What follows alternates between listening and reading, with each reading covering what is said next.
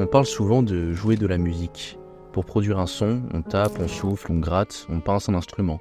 Mais aujourd'hui, on a de nouvelles manières de composer, avec des instruments virtuels numériques.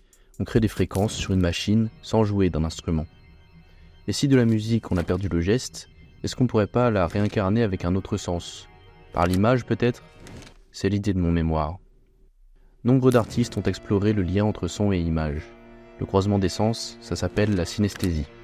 Et Kandinsky, par exemple, était synesthète et explorait cela dans ses œuvres. Dans un temps plus récent, on peut citer Edgar Varèse et son poème électronique, conçu pour envelopper le spectateur dans une expérience multisensorielle. Ce que le numérique apporte, c'est la notion d'interopérabilité.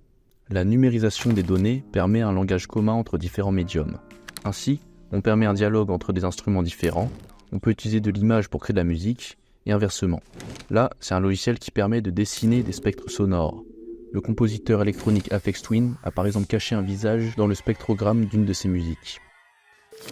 Finalement, l'image et le son peuvent communiquer de plusieurs manières. Ils peuvent réagir entre eux, se synchroniser.